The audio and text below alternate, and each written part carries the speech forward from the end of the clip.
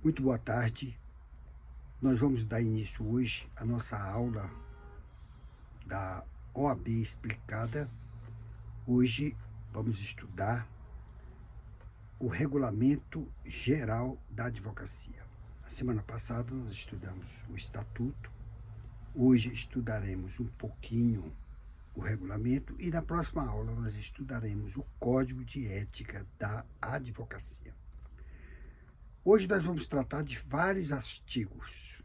Vamos começar com o artigo número 9, dando sequência à primeira aula, que nós estudamos os artigos 1º até o 8º.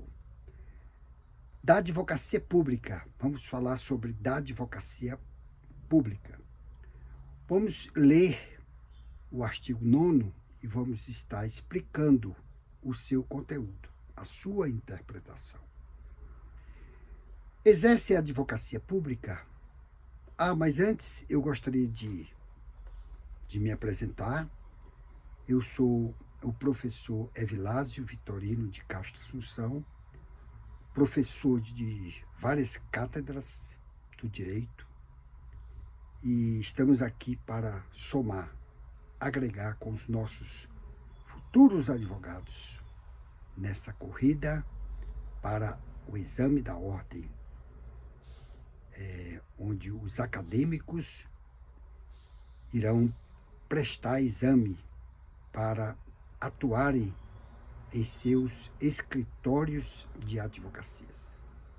Depois dessa apresentação, vamos estar lendo o artigo 9º do Regulamento Geral. Artigo 9º. Exercem a advocacia pública os integrantes da Advocacia Geral da União, da Defensoria Pública e das Procuradorias e Consultorias Jurídicas dos Estados, do Distrito Federal, dos municípios, das autarquias e das fundações públicas, estando obrigados à inscrição junto à Ordem dos Advogados do Brasil para o exercício de suas atividades. No seu parágrafo único, ele diz o seguinte: os integrantes da advocacia pública são elegíveis e podem integrar qualquer órgão da ordem. Nos artigos da Constituição Federal, 131, 132, 134, traz um leque, um rol de competências desses órgãos. Iniciaremos pela Advocacia Geral, que o advogado-geral da União, ele poderá, em exercício do cargo, exercer a advocacia, ou seja, poderá atuar nos processos da União de interesse dos entes. O advogado-geral da União, geralmente, ele atua nos processos do Poder Executivo, representando, nesse caso, o presidente da República em suas demandas. Mas pode atuar em outras demandas, são várias demandas. Também o artigo 132, ele também trata da Defensoria Pública da União, onde os seus defensores estarão ali também cumprindo com seu ofício, com seu munus público, defendendo os interesses da comunidade, dos interesses dos estados e também dos municípios. E também dentro desse contexto, o artigo 133 da Constituição, ele traz como foco principal que o advogado, de um modo geral, pode ser advogado que exerce o advogado público e o advogado privado. Ele poderá ser indispensável, ele poderá ser muito importante para a administração da justiça. Então, o advogado, especificamente o advogado, ele tem uma função profícua. Ele exerce um munus público em favor da sociedade e também na cooperação com a administração da justiça. Dentro desse contexto, o advogado ele está em paridade de armas. Nós temos aí o magistrado, que exerce a função jurisdicional, preside o processo, preside a sessão. Temos em paridade de armas, ou seja, em nivelamento igual ao seu ofício, com o advogado. Temos o promotor público, que estará apresentando ao juiz as suas demandas.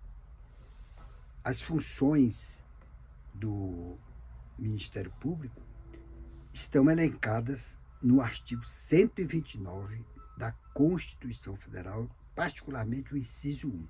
São vários incisos nesse artigo 121, que traz lá as competências nos moldes da Constituição Federal.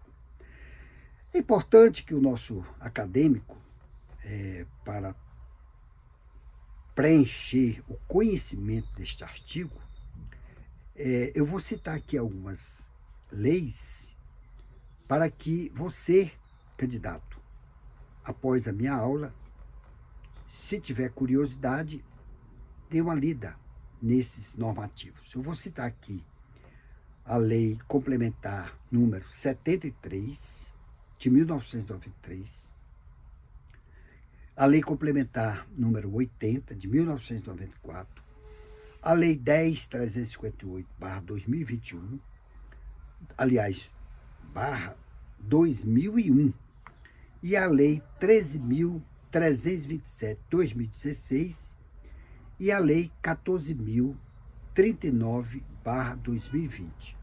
Essas leis são muito importantes para o aprendizado do nosso acadêmico. Agora vamos ler o artigo 10 do Regulamento Geral, que diz o seguinte: os integrantes da advocacia pública, no exercício de atividade privativa, prevista no artigo 1º do Estatuto, sujeitam-se ao regime do Estatuto, deste Regulamento Geral e do Código de Ética e Disciplina, inclusive quanto às infrações e sanções disciplinares. Nós vimos na aula passada que o artigo 1º do Estatuto, que é a Lei 8.906 de 94, traz sobre a advocacia. Quais são os atos que o advogado poderá estar trabalhando com esses requisitos da lei?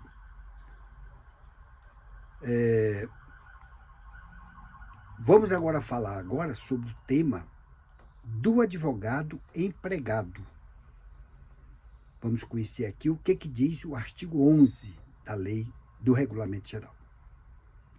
O artigo 11 do Regulamento Geral, ele diz o seguinte: compete a sindicato de advogados e, na sua falta, a federação ou confederação de advogados, a representação destes nas convenções coletivas celebradas com as entidades sindicais representativas dos empregadores, nos acordos coletivos celebrados com a empresa empregadora e dos dissídios coletivos perante a Justiça do Trabalho aplicáveis com relação às relações de trabalho.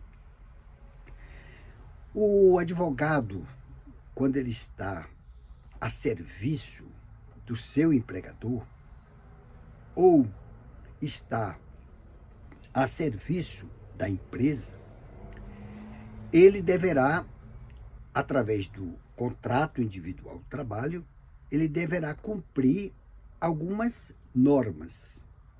Essas normas estão previstas nos regramentos que as relações de emprego versam, principalmente no direito do trabalho. O advogado, ele deverá cumprir com jornada de trabalho de 8 horas, ele deve ter obediência ao Código de Ética e Disciplina da Ordem, porque ele é empregado da empresa, mas ele, como advogado, ele deve cumprir o Código de Ética e Disciplina. Tem algumas vantagens para o advogado nesse contexto. Por quê? Porque na Justiça do Trabalho, para os advogados, bem como o Supremo Tribunal Federal, normatizou que esse segmento deverá ser provido com sentença normativa, em decorrência ao dissídio coletivo instaurado entre empregador e empregado advogado. O salário mínimo do empregado, não há um consenso, não há um piso salarial determinado. Mas algumas empresas, geralmente, ao contratar advogados, eles remuneram com um salário viável. E é interessante que os advogados têm algumas prerrogativas dentro desse contexto, relação de trabalho entre empregado e empregador. Vou citar só uma, mas são muitos casos. Por exemplo, o advogado, quando está à disposição do seu empregador, do seu chefe, as horas, elas são consideradas horas contínuas, 8 horas de trabalho. Mas, se o advogado empregado, tiver à disposição do empregador, do chefe, aquelas horas que ele está à disposição são contadas dentro daquele estilo de 8 horas de trabalho. Vamos agora para o artigo 12 do regulamento. O artigo 12, ele diz o seguinte: para os fins do artigo 20 da Lei 8.906, que é o Estatuto, considera-se dedicação exclusiva o regime de trabalho que foi expressamente previsto no contrato individual de trabalho. No seu parágrafo único, ele diz que, em caso de dedicação exclusiva, serão remuneradas como extraordinárias as horas trabalhadas que excederem a jornada normal de 8 horas de trabalho. O advogado empregado, como eu já falei, deve trabalhar 8 horas diárias, formando 40 horas semanais, trabalhar 5 dias da semana, e ultrapassadas horas, ou seja, ultrapassadas 8 horas de trabalho, ele deverá receber como hora extra, no mínimo 100% do valor da diária. E para o advogado empregado, se ele trabalhar das 20 horas às 5 horas da manhã, ele deverá receber um adicional noturno correspondente a 25%. Isso é muito importante porque muitos advogados, às vezes, não se atentam para esse comando legal. E isso é muito importante na relação de trabalho entre entre advogado e empregado com empregadores. Vamos agora ler o artigo 13. O artigo 13 do Regulamento Geral, ele foi totalmente revogado. Então, nós não vamos ler o artigo 13 porque perdeu o seu objeto. Vamos passar para o artigo 14. O artigo 14 do regulamento, ele diz o seguinte: os honorários de sucumbência. Essa palavrinha-chave chama a atenção do nosso acadêmico, que não é honorários advocatício, que o advogado particular faz entre o advogado e o cliente, quando vai demandar alguma ação na justiça. Esse é honorários de sucumbência. Sucumbência. Os honorários de sucumbência, por decorrerem precipuamente do exercício da advocacia, outra palavrinha-chave, exercício da advocacia, e só acidentalmente da relação de emprego, só quando há esse vínculo, não integram o salário ou a remuneração, não podendo, assim, ser considerados para efeitos trabalhistas ou previdenciários.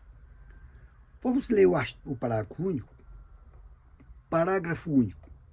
Os honorários de sucumbência dos advogados empregados constituem fundo comum, cuja destinação é decidida pelos profissionais integrantes do serviço jurídico da empresa ou por seus representantes. Vamos estar aqui interpretando. Os honorários de sucumbência que o advogado tem direito em uma demanda no qual ele é vencedor, ele deverá receber, independente de ter salário ou remuneração. Porque os honorários de sucumbência é incorporado ao seu ofício, ou seja, ao seu exercício da profissão. Então, uma coisa é salário, outra coisa é honorários. Então, não há via legal para que o empregador receba esses honorários de sucumbência. Existia no passado até uma ideia de que, como o advogado empregado já recebia salário ou remuneração do seu empregador, os honorários de sucumbência não caberia a ele, e sim ao patrão. Mas o Supremo Tribunal Federal já pacificou essa normatização e, através da ADI 1194, deu interpretação conforme a proposição. Os honorários de sucumbência são devidos aos advogados empregados. Então, se antes havia dúvidas, hoje é pacífica. Então, o Supremo Tribunal Federal já pacificou, já falou como última instância, então hoje já está pacificado. Então, o advogado empregado, ele terá direito aos honorários de sucumbência. Agora vamos falar sobre o direito das prerrogativas, aliás, o direito e das prerrogativas, e vamos falar também da defesa judicial, dos direitos e das prerrogativas. Isso está composto no artigo 15 do regulamento. O artigo 15, ele diz o seguinte: compete ao presidente do Conselho Federal, nós já falamos sobre a hierarquia da estrutura funcional da OAB, mas não custa nada repetir sempre. O presidente do Conselho Federal é o presidente do Conselho Federal, que é o órgão máximo da estrutura funcional da OAB. Então, compete ao presidente do Conselho Federal, do Conselho Seccional, já falamos também, Conselho Seccional são nas jurisdições estaduais. Por exemplo, no Distrito Federal, nós temos o Conselho Seccional do Distrito Federal. Ou da subseção. Já falamos também, mas não custa nada falar. As subseções são órgãos independentes e autônomos, cuja instrução e orientação emanam tanto do Conselho Seccional da OAB, como também do Conselho Federal. Todos estão harmônicos, em sintonia, mas com competências específicas. Então, compete ao presidente do Conselho Federal, do Conselho Seccional ou da subseção, ao tomar conhecimento de fato que possa causar ou que já causou violação de direitos ou prerrogativas da profissão. Profissão de quem? Do advogado. Adotar as providências judiciais e extrajudiciais. Já falamos o que é uma demanda judicial e o que é uma demanda extrajudicial, mas não custa nada. A demanda judicial, ela está interprocesso, ou seja, está dentro do processo. E extrajudiciais, ela está fora do processo, fora do processo que será julgado por um magistrado, cabíveis para prevenir ou restaurar o império do estatuto. Olha essa palavrinha-chave, império. O império significa soberania. Soberania sobre o estatuto da ordem. Em sua plenitude, pleno, ilimitado, inclusive mediante representação administrativa. Vamos ver o parágrafo 1. O presidente pode designar advogado investido de poderes bastantes. Poderes. Nós já falamos os poderes, né? Tem que estar investido de poderes. De onde vêm esses poderes? Vem do estatuto, vem dos atos normativos que compreendem esses poderes. O presidente pode designar advogado, investir de poderes bastantes para as finalidades deste artigo. Então, o presidente, como nós já vimos, tanto do Conselho Federal como das seccionais e das subseções, ao tomar conhecimento sobre uma violação de uma prerrogativa atingindo o advogado, esses entes, esses órgãos, de ofício já podem iniciar um processo para averiguar o que houve. Será apurado ou serão apurados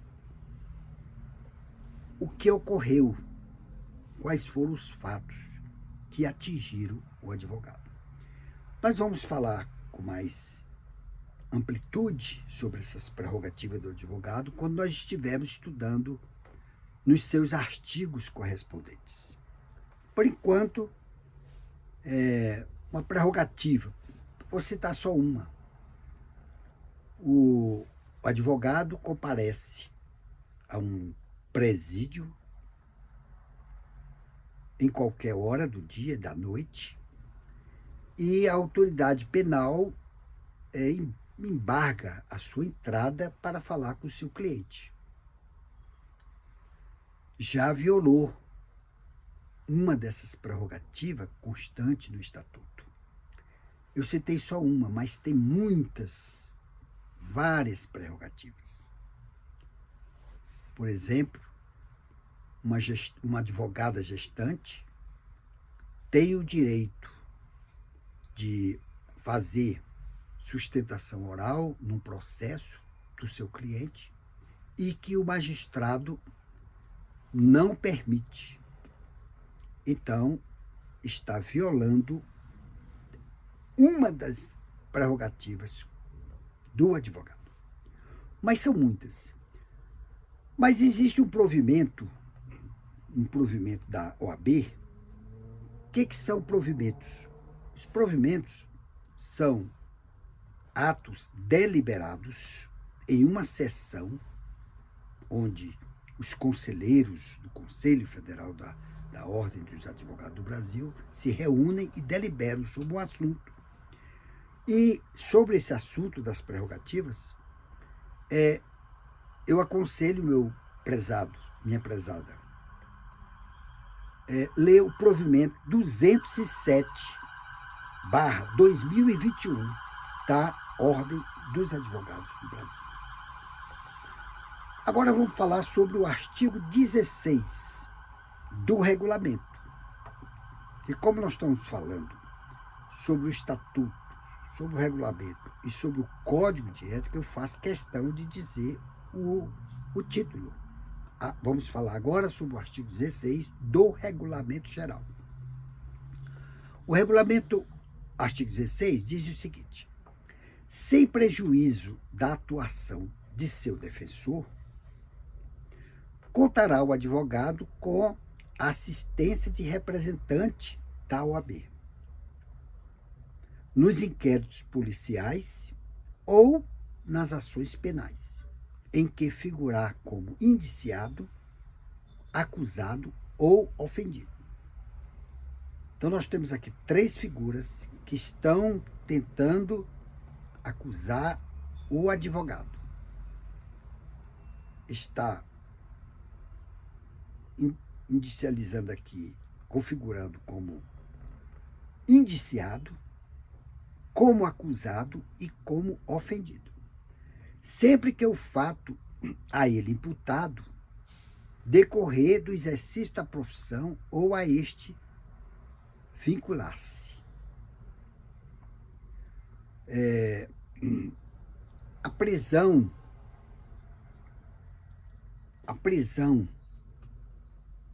de um advogado dentro do exercício da sua função ou dentro do exercício da sua profissão, só poderá ser preso com a presença de um representante da OAB. Por que isso? Por que esse privilégio? Porque a lei diz: o advogado, no exercício da profissão, ele é inviolável. Nós já falamos isso na aula anterior. Ele é inviolável dos seus atos, mas desde que seja dentro dos limites da lei. Então, toda vez que uma autoridade policial der voz de prisão a um advogado, ele estando no exercício da profissão, ele poderá avocar um representante da OAB. Isso é uma prerrogativa do advogado. Inclusive na prisão em flagrante. Isso é muito importante. Agora vamos ler o artigo 17 do Regulamento Geral. O que diz? Compete ao presidente do Conselho, agora nós já sabemos, o presidente do Conselho, como nós falamos no item anterior, é o presidente da OAB nacional, né? Nacional. Compete ao presidente do conselho ou da subseção, e da subseção é um órgão vinculado a esse conselho federal. Compete ao presidente do conselho ou da subseção representar contra o responsável por abuso de autoridade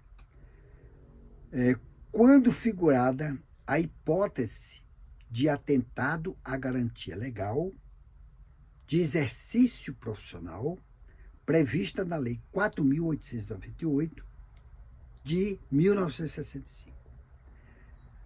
Esta Lei 4.898, ela foi revogada pela Lei de Abuso de Autoridade, cujo inscrito é a Lei 13.869 de 2019. Então, esta Lei 4.898, que era uma lei que também tratava sobre esses abusos de autoridade, mas de forma tímida, ela foi revogada pela a Lei 13.869 de 2019, que é uma lei mais abrangente, é uma lei mais atualizada do que essa de 1965. Meu prezado aluno, minha prezada aluna, recomendo que você leia essa lei, porque é uma lei muito recorrente, muito cobrada nas provas do exame da ordem, pela banca. Agora vamos falar os dois últimos artigos sobre o desagravo público. O desagravo público é outra prerrogativa fundamental no exercício da profissão ou do zelo da profissão do advogado. Isso é muito importante. Vamos ler o artigo 18. O inscrito na OAB é o advogado. O inscrito na OAB, quando ofendido comprovadamente em razão do exercício profissional ou de cargo ou função da OAB, tem direito ao desagravo público, promovido pelo conselho competente, porque são várias hierarquias, né? Conselho competente federal, seccional e regional. De ofício, a seu pedido ou de qualquer pessoa.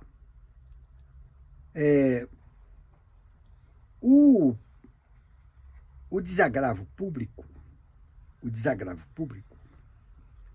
ele tem como instrumento de defesa dos direitos e prerrogativas da advocacia. Veja que não é o advogado individual, aqui é para zelar, proteger, blindar a advocacia, o seu órgão, né? O seu órgão de competência. Então, toda vez que houver uma ofensa a um advogado em uma sessão de uma audiência pública, por exemplo, o juiz está ministrando ali a audiência, presidindo ali uma audiência, e há ali um debate, né? Há uma ofensa ao advogado que está exercendo o seu munus público naquele momento. Então, ele poderá avocar com uma representação junto ao conselho competente esse desagravo. E, naturalmente, esse desagravo ele vai ser feito, se houver indícios, ele vai ser perseguido, o órgão deverá nomear um relator para examinar esse desagravo e poderá tomar as providências cabíveis com relação a essa ofensa, não ao advogado, mas a Ordem dos Advogados do Brasil.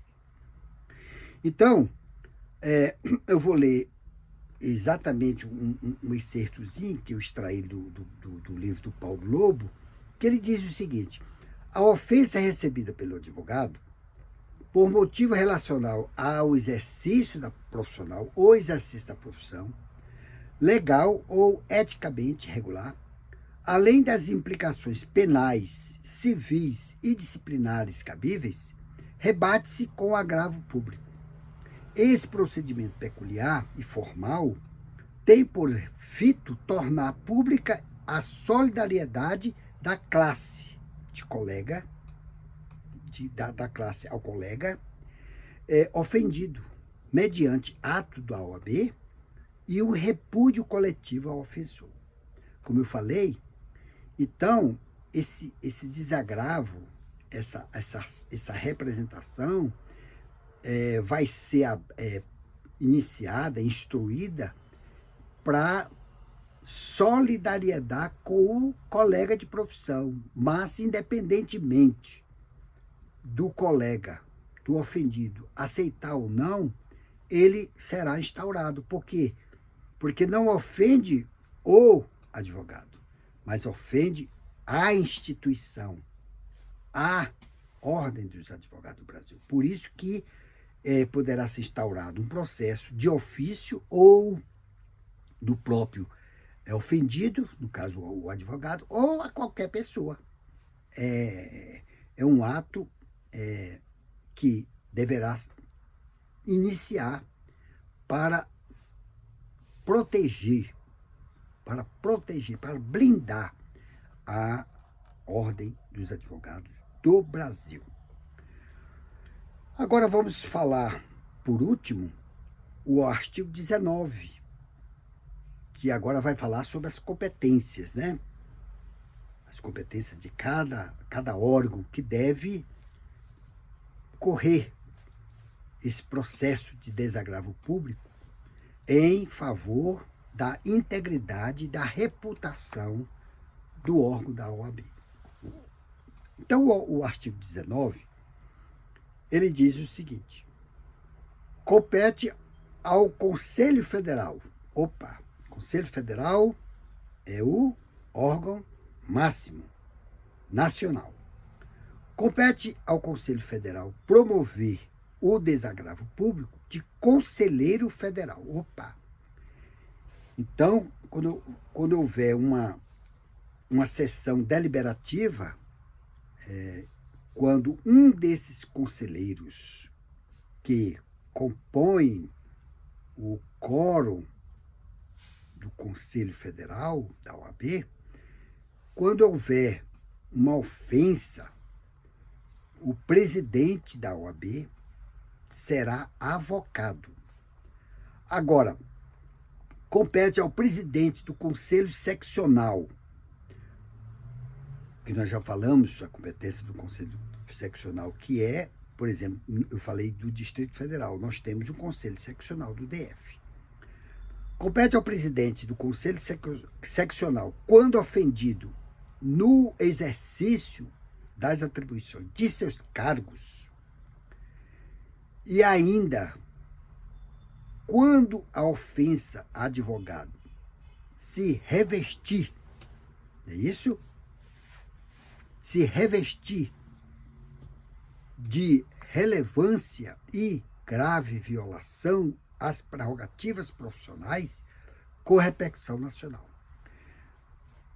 Um exemplo: quando houver uma sessão deliberativa no Conselho Seccional e houver uma ofensa, né, a um desses conselheiros que estão investidos no cargo de conselheiro, o presidente deverá instaurar um processo de desagravo público para proteger a imagem daquele conselho. Vamos ler o parágrafo único. Parágrafo único. O Conselho Federal, observado o procedimento previsto no artigo 18 deste Regulamento Geral, indica seus representantes para a sessão pública de desagravo na sede do Conselho Seccional, salvo no caso de ofensa a conselheiro federal. Em resumo, o Conselho Federal, imediatamente, ao tomar conhecimento de alguma,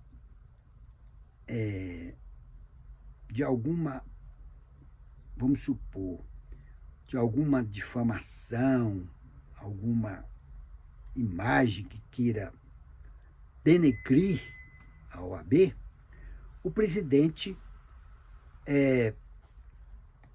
imediatamente ele manda instaurar o processo, designa, né, advogados para que seja feito ou seja feita a devida reparação.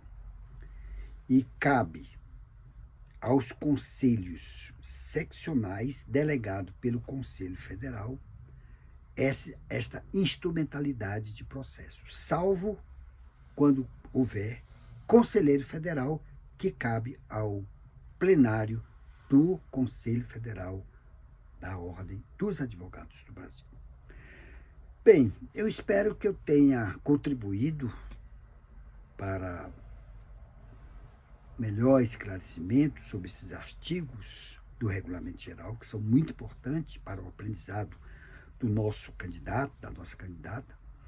E eu estou aqui à disposição de vocês para que, se vocês tiverem alguma dúvida, nos consulte para que nós possamos responder em breve o seu questionamento. Antes de encerrar, eu gostaria de pedir ao candidato e à candidata que a fonte que eu extraí essa aula, os comentários, né, a doutrina, né, os provimentos, foram extraídos do livro do Paulo Lobo, Comentários ao Estatuto da Ordem dos Advogados do Brasil, editora Saraiva, 15ª edição, ano 2023. E para encerrar, eu gostaria de convidar a você, meu aluno, meu candidato, minha candidata, minha aluna, operador do direito como um todo, a assistir a nossa próxima aula, cujo tema, cuja disciplina será o Código de Ética e Disciplina da OAB. Com o Código de Ética e Disciplina da OAB, nós concluímos, fechamos a tríade que a prova do exame da ordem cobra de vocês, alunos, 8 questões. Cobra 8 questões muito importantes e de grande peso. Essas 3 disciplinas, dentro desse rol das 8 questões, compreendem-se o Estatuto do Advogado, o Regulamento Geral do Advogado e o Código de Ética e Disciplina da Advocacia. Então, é muito importante o aluno se dedicar, estudar, conhecer todos os seus artigos dessas 3 disciplinas, para que no dia da prova você garanta 8 pontos. Olha que 8 pontos na prova da OAB tem um peso muito significante. Mas você consegue. Todos nós conseguimos. Basta querer. Meu prezado candidato, candidata, aponte o seu celular para o nosso QR Code, que vai aparecer aí na telinha, do lado direito, que está aparecendo na tela. Este QR Code direcionará para os nossos endereços. O nosso endereço do WhatsApp, onde nós temos ali à sua disposição, o nosso Instagram, o nosso canal YouTube, onde constam todas as matérias, todas as aulas de direito que compõem a prova do exame da ordem. Está lá por ordem, né? Todas elas estão por ordem, tudo organizado. Você apontando o seu QR Code para a nossa telinha, você vai também ter acesso ao nosso site, do nosso escritório de advocacia. Onde lá no nosso site do escritório de advocacia temos quais são as áreas de atuação, civil, penal, tributária, etc. Temos artigos super atualizados para que você busque o conhecimento e tem os nossos endereços, localização e etc. E por último, você apontando o seu celular para o nosso QR Code, direcionará também ao nosso endereço eletrônico. Caso tenhas ficado em dúvida quanto ao conteúdo desta aula de hoje, nos envie o seu questionamento para o endereço eletrônico, que em breve lhe retornaremos. O nosso muito obrigado e até a próxima aula, Código de Ética e Disciplina da OAB.